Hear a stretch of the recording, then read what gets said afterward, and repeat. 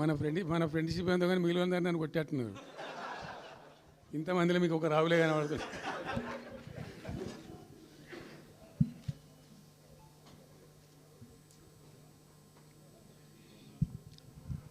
ఈరోజు ప్రధానంగా పార్టీ రాష్ట్ర కార్యవర్గం, TRS LP, TRS parliamentary party, మిగతా విస్తృతంగా వచ్చినటువంటి నాయకులందరితో కలిపి సమావేశం పెట్టుకున్నాం. ప్రధాన కారణం, the main agenda of the meeting was Palamuru Rangareddy ఎత్తిపోతల పథకంలో ఈ రాష్ట్ర ప్రభుత్వం మరియు కేంద్ర ప్రభుత్వం కలిసి తెలంగాణకు చేస్తున్నటువంటి ద్రోహం, తెలంగాణకు తలపెట్టినటువంటి దుర్మార్గమైనటువంటి విధానం మీదనే చర్చ జరిగింది. దీని కథ ఏంటంటే చాలామందికి తెలియదు, అవగాహన కూడా ఉండదు. కొత్త తరం వాళ్ళకైతే అసలు తెలియదు. ద రీజన్ వై ఈజ్ సమైక్య ఆంధ్రప్రదేశ్లో అత్యంత దారుణమైనటువంటి వివక్షకు గురైన జిల్లా పాత మహబూబ్ నగర్ జిల్లా. చాలా చాలా దారుణానికి.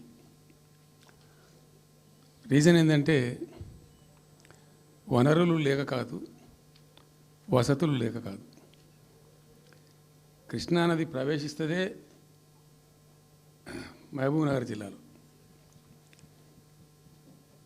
సరే, ఇప్పుడున్న తెలంగాణ, అప్పుడు ఉన్న ఆంధ్రప్రదేశ్ మొత్తం చూస్తే కూడా 300 and above కిలోమీటర్స్ కృష్ణానది పారుతుంది కూడా మహబూబ్ నగర్ జిల్లాలో.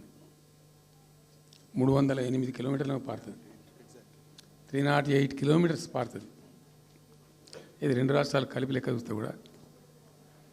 అయినా కూడా 50 ఏళ్ళు అప్పటికి 50 ఏళ్ళు పరిపాలించినటువంటి కాంగ్రెస్ పార్టీ కానీ, ఆ తదనంతరం సుమారు దగ్గర ఒక 20 ఏళ్ళు పరిపాలించిన తెలుగుదేశం పార్టీ కానీ, పాలమూరుకు చాలా దారుణమైనటువంటి తిరిగి కోలుకోలేనటువంటి దెబ్బ కొట్టిన పార్టీలు ఈ రెండు పార్టీల ప్రభుత్వాలు. ఇది లోకమందరికి తెలుసు. ఆ జిల్లా యాక్చువల్లీ అప్పర్ కృష్ణా ప్రాజెక్టు, భీమా ప్రాజెక్టు, తుంగభద్ర ఎడమ కాలువ ప్రాజెక్టు, దాని ద్వారా ఆనాటికి అన్ని ఫైల్స్ ఉన్నాయి, రికార్డ్స్ ఉన్నాయి. ఏదో ఒకటి స్టోరీ కాదు.